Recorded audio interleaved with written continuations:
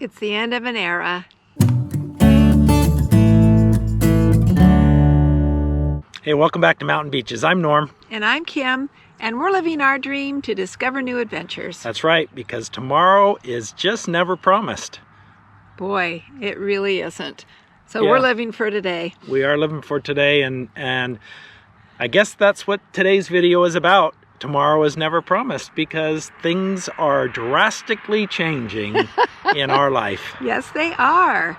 As we alluded to a while ago, my father passed away on Thanksgiving, and he has this beautiful mandarin farm in Penryn, California that we're having to sell. And so it's truly the end of an era. We've been coming here for, oh my gosh, over 30 years. He's owned this, yeah, over 30 years. Yep. A lot longer than 30 years. He bought this probably back in the late 70s. And it was a plum orchard. Yeah, it was a plum orchard at first. Yep. And lots of changes. We'll take you with us for a walk through the Mandarin Rows, but it is gorgeous here. And there's a street right along, when you first come into Penryn, it's called Mandarin Trail. This is a beautiful place to grow mandarins, and there's lots of mandarin farms around. Yeah, and Penryn's located on just south or west, just west of Auburn. So if you know where Auburn, California is, right on Interstate 80, then... or if you know where Sacramento is. Yeah, it's in between Auburn and Sacramento. But that's where this is located. Yep. It's a beautiful day today and 70 degrees, and we're loving that, but it's kind of a bittersweet day because this might be our last time ever here. Yep, it may be. So, but you know, we always look at silver linings. It's hard to lose a parent. It's hard to be at the top of that ladder now. But silver linings is I've had an opportunity to spend a lot of time with my sisters. We've been back here to the property. We've been able to spend some time together here in our rig. And it's just really sweet to have those memories, those sweet, sweet memories. Yeah, a lot of great memories of Kim's dad.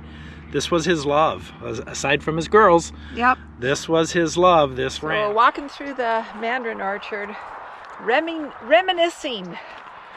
Yep. Kim's dad was a large man. Yep. But he had a soft heart, and he was always rooting for the underdog. Yes, he was. And helping the underdog or the orphaned animals. They always had a menagerie of odd-looking animals that nobody else wanted.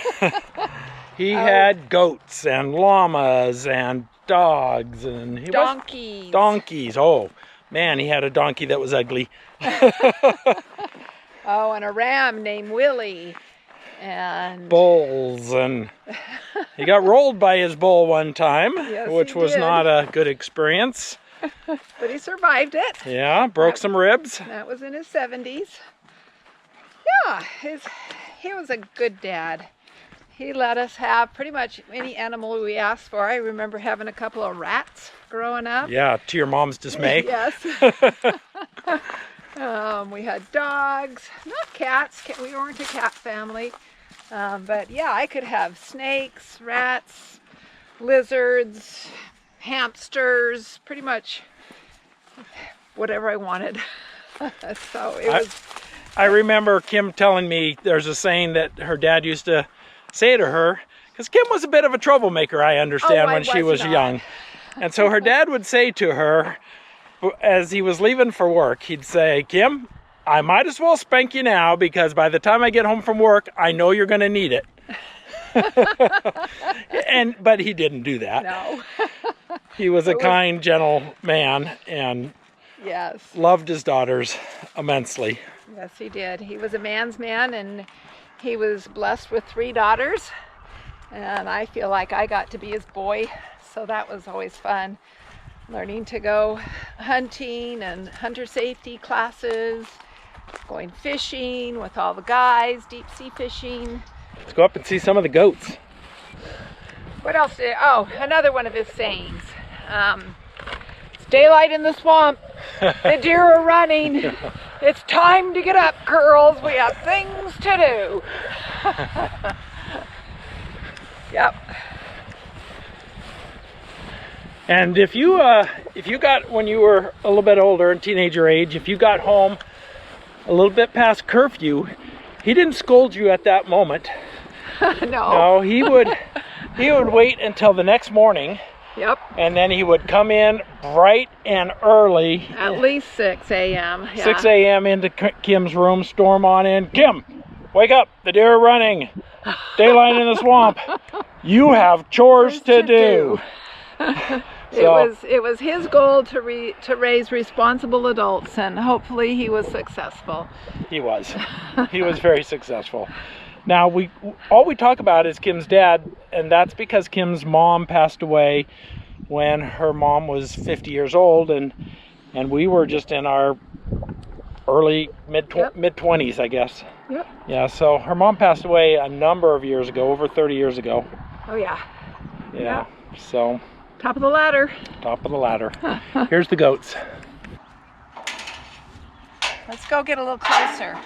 Make sure that ram doesn't pull you over.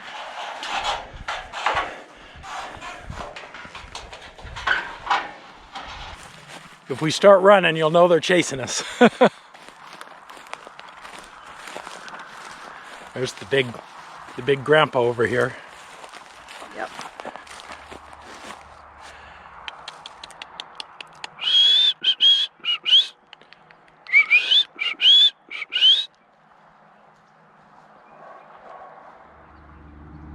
He was here all the time. Yep, he was here all the time.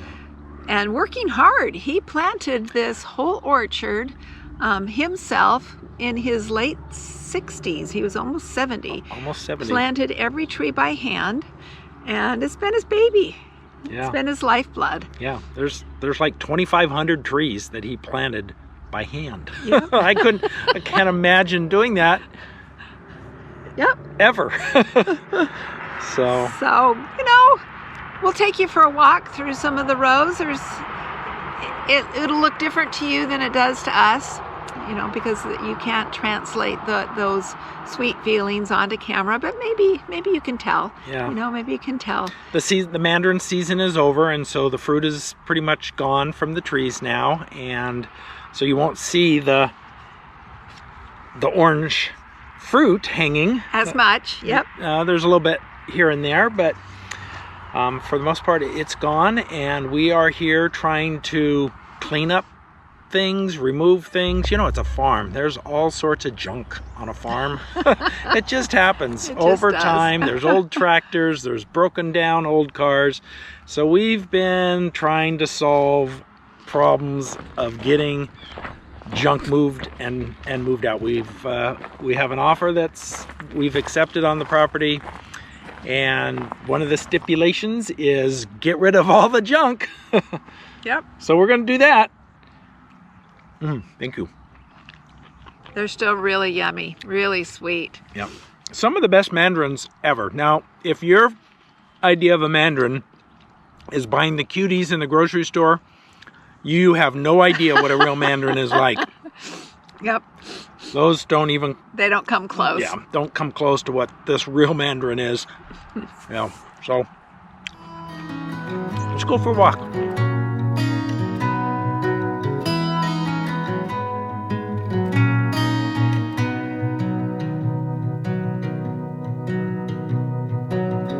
Call it off and don't look back. Take me off this lonely track. All my worries are rows and rows and rows and rows of trees. I imagine him bent over, planting each one by hand. Oh yeah. With the plumber's crack showing. Oh, stop it. Edit that part out. Although it's true. It's true. It's true, and he was proud of it. Oh, I don't know about that.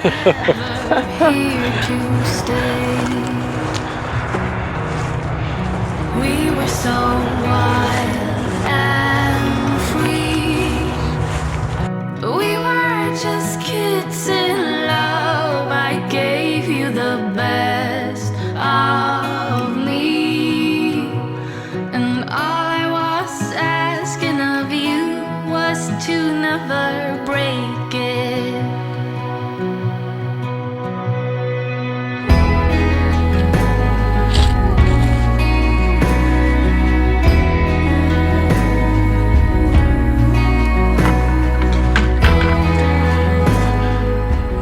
So it looks like we found a tree that the pickers haven't yet dropped the fruit off of. And you have to drop the fruit even if it's still on the tree at the end of harvest.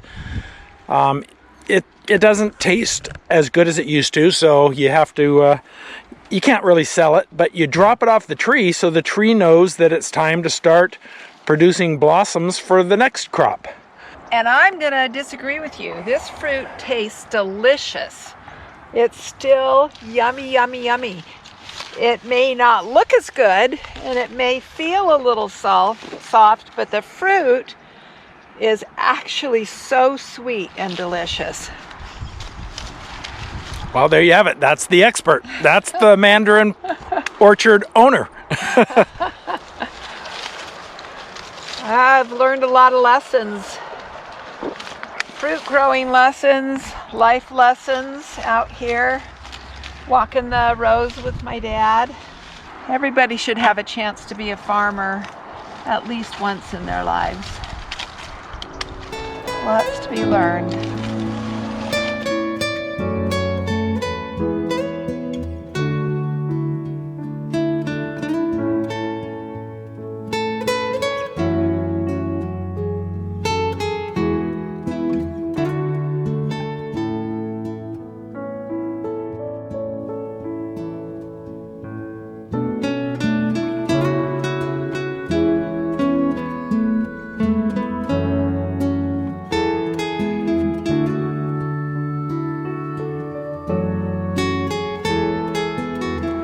So there's a couple of varieties of mandarins that your father planted. What are those? These are satsumas, and they're just sweet, really sweet and juicy, and I can't really explain the flavor compared to a clementine. Clementines are quite a bit different. They're a little more meaty, not as juicy, but might, I don't know, he used to tell it tastes like an orange crush. But these are just really quality, yummy fruit. Really easy to peel. That's called zipper fruit because, I mean, if you rub it between your hands and you just open it up, it's just so easy to peel off. So. And if you do it right, you can just do it all in one peel. Right. Are you saying I don't do it right? All right, we're having a peel off here. See if I can do this in just one. Ooh, almost. Look at that. Look at that. Look at that. He won. All in one. Zipper peel. You're probably better at the eating part than the working picking part. I am. I saw somebody recently that had these, and they were talking about how you eat these. There's two different ways of eating them. One is, it was the Kinetic Cannons down in Puerto Vallarta. Yeah. Taking half of one of these and shoving it in your mouth.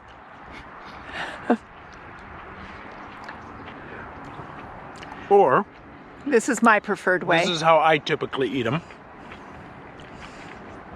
One piece at a time. Yep. Savor them. Because they're worth savoring. Yeah. You want one? Here you go.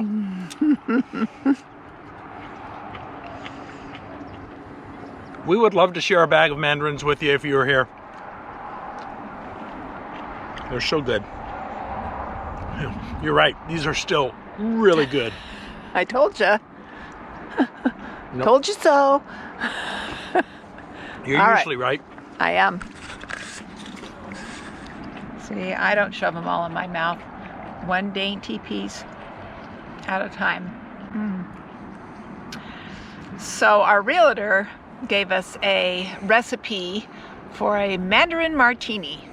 Maybe we'll share that with you later. Mandarin juice, some gin, some limoncello. Yeah, we'll share that recipe with you at the end of the video. Keep watching. Yep. Look at all those in there. Yeah, this row has not been dropped yet. It's kind of on the side of the hill, and the pickers don't like to come over here. So yeah, you just never know. Life changes. Tomorrow is never promised. It is not ever promised, and it has given us the renewed energy to keep on moving forward with our dream of living every day as it comes and implementing this next stage in our life. The Mandarin martini recipe. It's coming up next.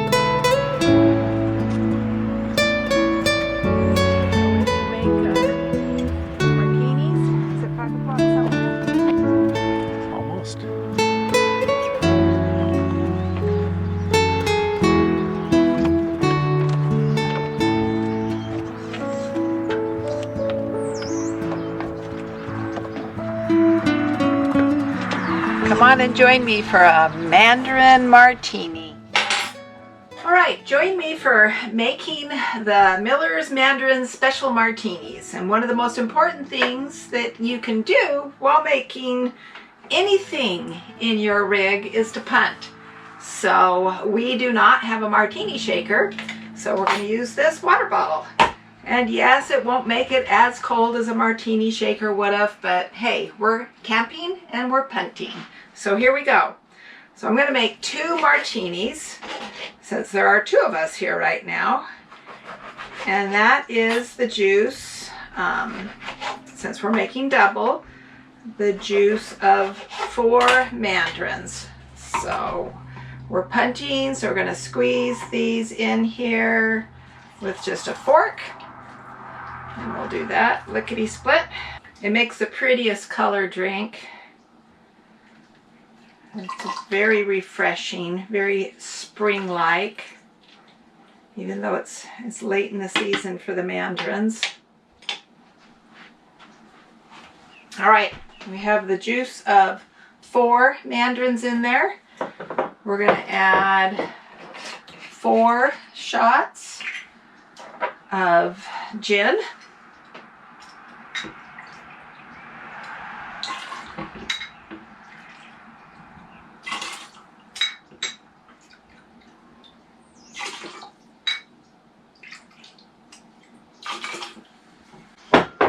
The original recipe said to use triple sec, but I prefer to use this limoncello.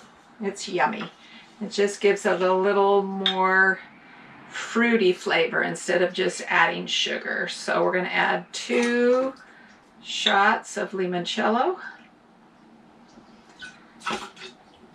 And I wouldn't advise drinking more than 2 of these martinis, because then you might be passed out somewhere. So we're going to put some ice in here, as we would have done if it was in the regular martini shaker. And we're going to give it some good shakes.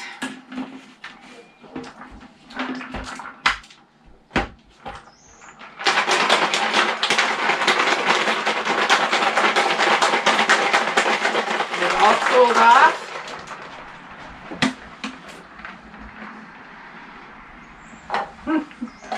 And gotta check it out. Again, we are punting because we don't, whoops, don't want to waste any, don't have martini glasses here. We're going to put them in our other glasses that serve multiple purposes.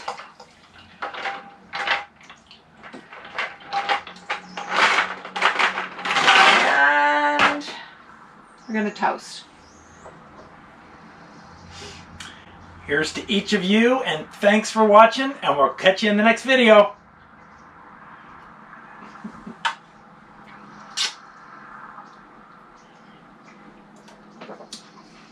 Strong. It's good. I like them. Very good.